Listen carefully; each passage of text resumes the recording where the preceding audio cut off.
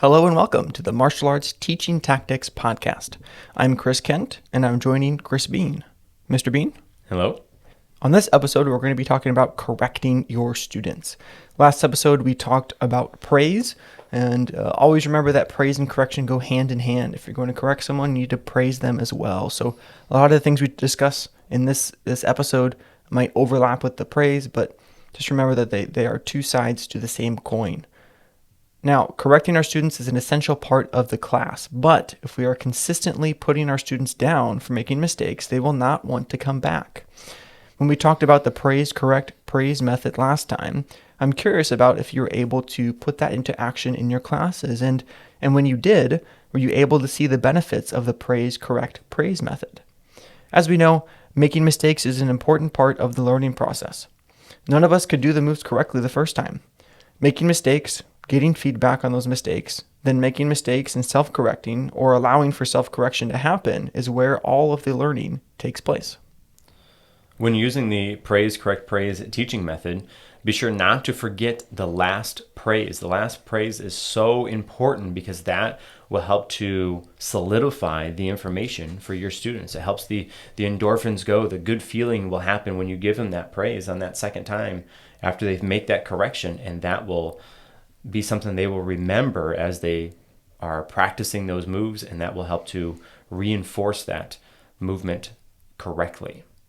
Right, and that first praise doesn't always have to be something significant. When that first praise, you need to praise them, or you could praise them for something basic or fundamental. You know, they have their belt tied on, they showed up to class, they brought all their stuff with them, they have a good stance, focus, good hand position, good chamber, something basic and fundamental you can praise them on, and then make the correction that needs to be made, and then praise them for making the correction and making that technique even better. So as important as the last praise is to reinforce the correction, the first praise is important to open them up for the correction to be followed by the second praise. And when we're correcting our students, we need to make sure that we're only focusing on one item at a time. We don't want to overload our students or make them feel bad because they're doing this wrong and this is wrong and this is wrong, and they have a whole laundry list of things they're doing wrong. They're getting that everywhere else. I'm sure at home their parents are telling them all the things they're doing wrong. At school, often their teachers or whoever the staff is at the school is telling them all the things you're doing wrong. Even if it's an adult, their boss is telling them, you did this wrong, you didn't get this task done on time, this assignment was late, or whatever it is. They're getting all the negative reinforcements all over the place for every different place they go to. Let us be the positive side. Give them one thing. And then when they do that one thing correctly, tell them, hey, John, that was amazing. You did that. That was even better than I can do, man. Awesome job. And be genuine as you praise that one thing. Now, sometimes you might find that it takes a few chances, a few times of that student practicing that technique or that movement until you can give that genuine praise. And that's okay. Sometimes it's worth praising approximation to the correct movement. Like you can tell them, hey, John, listen, you are really working on that. I can see that if you keep working on that, you're going to have that down, no problem. And so in that situation, I'm genuinely telling him, if you continue to practice this, you will get much better. It will be where it needs to be at.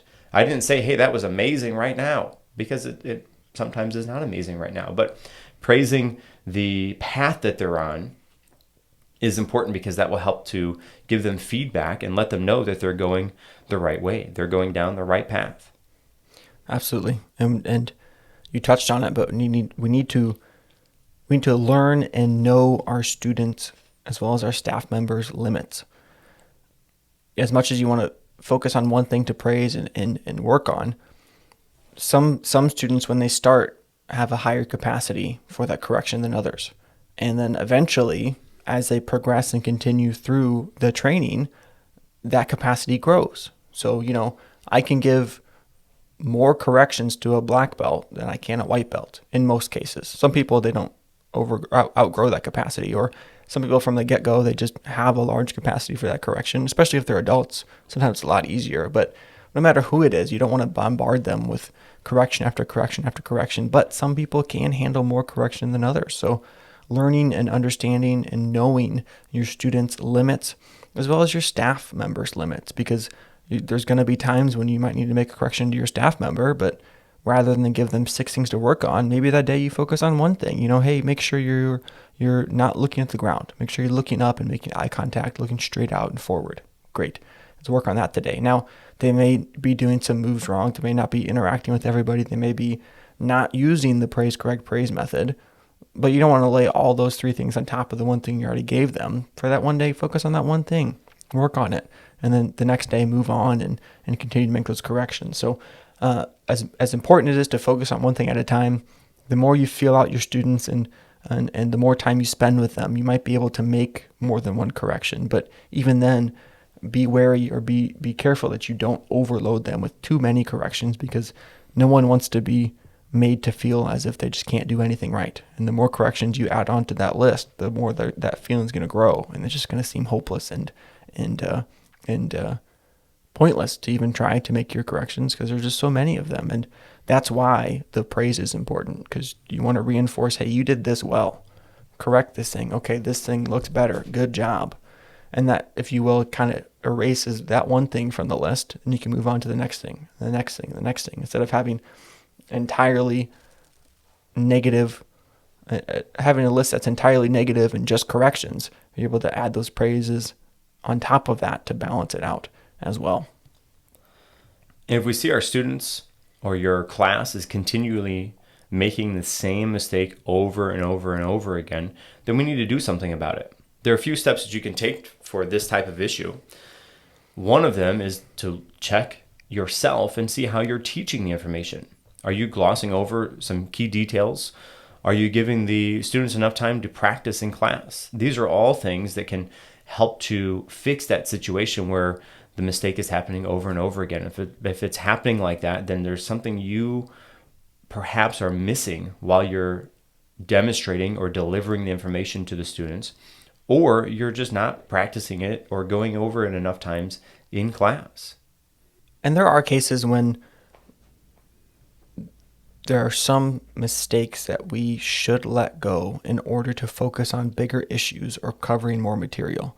For example, if someone's doing a move and their hand is 2 inches or an inch off of the place it should be in, maybe at that point in time, it's not worth the effort and the disruption to stop the class and say, hey, so-and-so, nice front stance, but if you move your hand, nice front stance, and if you move your hand up a little bit, that'll be even better. Oh, hey, look, your hand looks better. Way to go.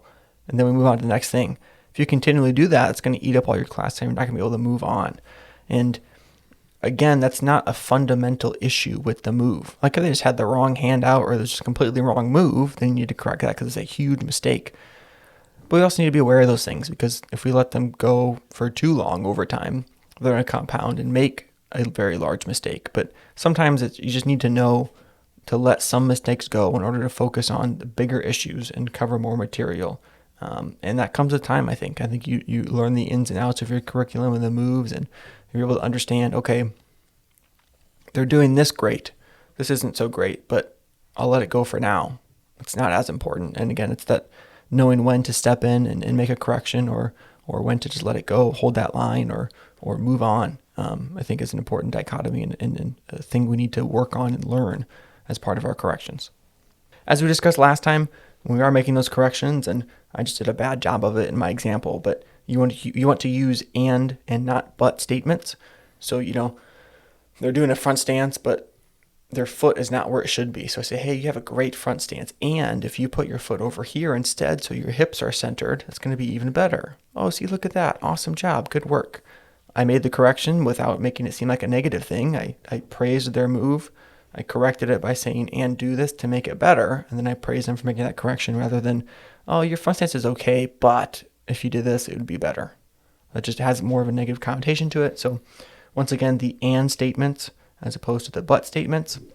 And then correcting in private and praising in public. We talked about this in regards to our staff specifically.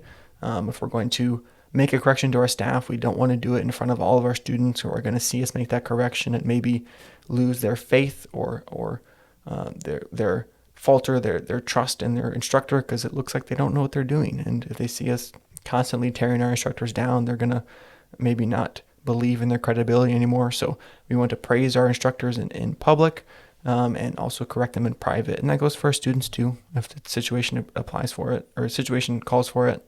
There are some things that are better done in private and talked about, not in front of everybody else, as far as corrections go. But praises, we always want to make those in front of other people so everyone can see that happen as well. As your team is on the floor and they're working on correcting things, and you touched on this a little bit here, but as your team's on the floor working on correcting things, sometimes we are all looking for different things. And so being on the same page for we're looking for this type of correction, and then we're going to look for this type of correction, then we look for this type of correction is very important. And I think the way to do that is to have a correction hierarchy. In a staff meeting, ask your team what type of things you should be correcting first. What should they be looking for first? What is going to have the biggest impact on the students or on the movement that their students are doing? Having the team create the hierarchy, the correction hierarchy, will give them ownership over these corrections and give them an opportunity to be on the same page with you and with the other team members when they're correcting the students. And then, of course, once you have that correction hierarchy, it's time to put it into practice. And sometimes you'll find that you need to make corrections along the way. It's important that when you make those corrections, that you let everybody else on the team know that something has changed in the correction hierarchy. Otherwise, people are going to have an outdated version of the correction hierarchy, and they're not going to be on the same page. And so once you have that, put it into practice. And then again, if you make changes, let everybody on your team know about those changes. Once again, stressing the importance of the uniformity and communication between us as instructors to make sure that we're all the same. So it's not, he said, she said, and then we're all looking for the same thing and all having the same mindset. It's going to create or make us a better team. And when we're on the floor making those corrections, I think the default method for the corrections is praise, correct, praise. And then a close second is going to be the spell check correction method. And basically what that means is if you're not allowing your students to make some mistakes, then you're actually going to be preventing them from learning the information. Our goal as instructors is to have the students to actively recall the information when they need it. One of the ways that I found that works best for this is using the spell check correction method. Just like on your computer when you're typing, the word processor will let you know if you spelled something incorrectly. It's not telling you what word to type next. It's just going to point out, or rather underline, the word that you misspelled. And then when you go back and click on it, it'll give you the options to correct that. Doing this with your students is real similar. You have your students perform the move. If you notice that somebody made a mistake, but they stopped, they're thinking about it, give them that opportunity to think about what they just did. Because sometimes, even though the student made a mistake, they often will know that something didn't quite feel right. And so you give them just a few seconds to see if they can fix that mistake. And if not, then you walk over and say, hey, listen, John, you paused there for a second. Did that feel right? No, it didn't. How is it supposed to be done? Well, let's see if you can try it somehow differently and see if you can figure it out. And giving them the opportunity to fix that mistake on their own will help to solidify the movement in their brain. As they're thinking about it, they will override that mistake with the correction that they made. And this whole process only takes a few seconds. But if you just walk over and say, nope, it's this way, nope, it's this way, nope, it's this way, and you hold their hand through the entire movement, they're not going to be using their own brain to think about it. They're just going to rely on you to tell them what move to do next. But if you allow them the time, if you give them the opportunity to work through that and fix the mistake on their own, and then you praise them, hey, listen, man, I saw that you worked on this and you fixed that. That was awesome. You did it on your own. You didn't even have me help you. Amazing job. Wonderful. outstanding, extraordinary, whatever line in the praise phrase list you want to use, but you give them that praise for correcting the mistake on their own without you needing to help them. Yeah, I think personally the place that this shines the most is during a private lesson. Let's say the kid comes in and says, "Hey, I would like this 15-minute private lesson with you one-on-one to work on my form." Okay, great. Go ahead and do your form. Now, I ask him to do the form. I let him do the form, how he's going to do the form. I don't say anything. He might make 15 mistakes, but I'm not going to stop him every time he makes a mistake to correct it, because I want to see, okay, where is he at? How is he performing? What's going on right now? That way I know what I need to work on. So I let him do the whole form, make all the mistakes he needs to make. I said, okay, let's do that again. And then as we do it, we go back and I highlight those mistakes and then we correct them and then I let him practice it and then move to the next one, let him practice it, move to the next one, let him practice it. And it's not that I don't care about him making mistakes the first time, but I need to know what's wrong in order to fix it. Because if I stop every time, I could spend 5 minutes on the first mistake, not even knowing there's 14 other mistakes because I didn't allow the time for that to happen. And not only can that happen in that private lesson time, it's a lot easier then because it's a one-on-one type environment, but in class that can happen too. We can let a whole group of them do it wrong and say, okay, I noticed this in certain places, let's fix it. Okay, go back and work on it. Or like you said, in those groups they have the advantage of being surrounded by other students, and if they mess up, potentially, hopefully, they see the other students doing it the correct way, and then they know, oh, that didn't feel right, that was wrong. Okay, he did it like this. Let me correct my mistake and do it correctly and then move on from there. Again, we don't want them staring at each other the whole time and just watching everyone else do stuff, but it's nice to have that team around you to help you maybe become aware of those things, because sometimes people don't know the mistakes they're making. They know it doesn't feel right, but they don't know that it's wrong, but if they can see the correct way to do it, they're able to make the proper adjustment to bring them up to the right level and to do the correct move. And on top of that too, another reason that praise is important is because sometimes people don't know they're doing things correctly. So if you have someone in that class who did something really good, that's why we need to stop them and praise them and say, hey, that was awesome. Good work. Because again, they might just think it's run-of-the-mill average technique, but they did a good job and they should be aware of that too. So as much as we want to correct those mistakes, we need to be praising them too. And of course, the correction is always surrounded by the praise on both sides as well. More often than not, if you have 2 or more students making the same mistake, then you have a teaching issue. And if you're the one who's teaching that specific information or that specific move, then think back on how you taught those students and how they could have misunderstood the information that you shared with them. And if you're not the one who's teaching that information, then take a look at that team member. Making sure that everyone on your team is performing the movement the same way is crucial to overcoming the mistakes in your students. And having a book or a video or somehow documented how the movement is quote unquote supposed to be done is very important. Now, in the martial arts, we often think, okay, well, my martial art does it this way and my martial art does it this way and you're wrong and I'm right. That's in my opinion, that's entirely the incorrect way to think about it, because both are correct. You are correct to do it this way at your school, and you're correct to do it that way at your school. Just make sure that everybody at your school is doing it the way you want it to be done, and everybody at the other school is doing it that way that they want it to be done.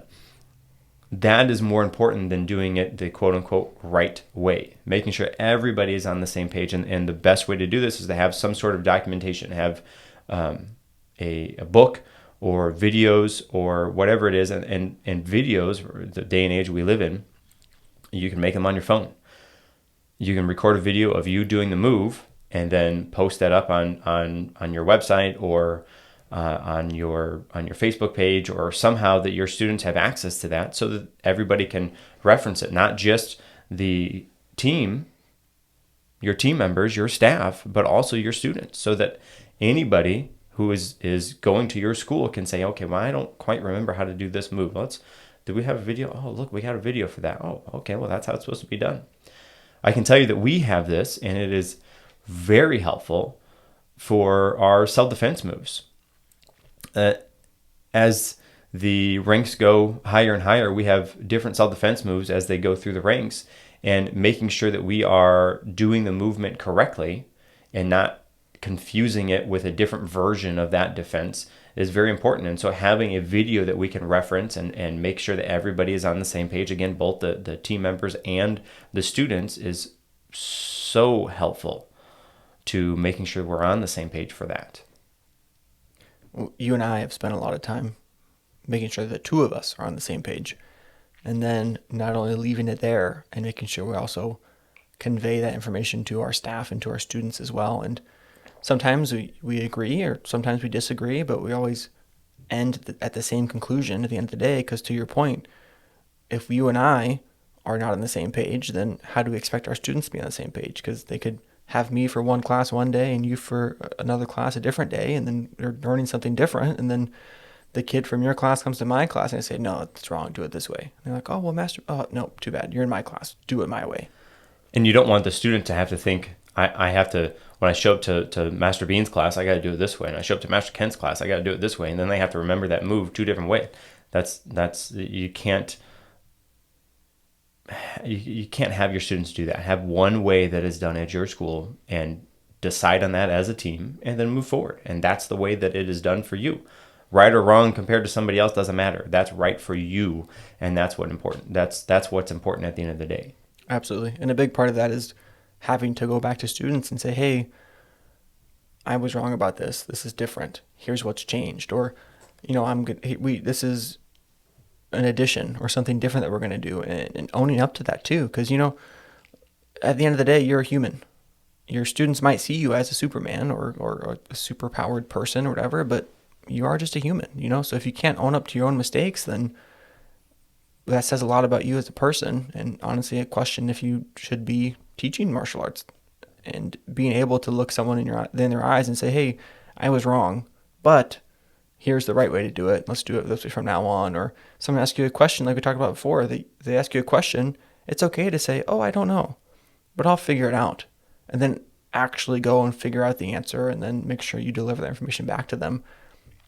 It may seem like a weakness or may seem like you aren't that know-it-all or you have all the answers, but you don't have to have those answers.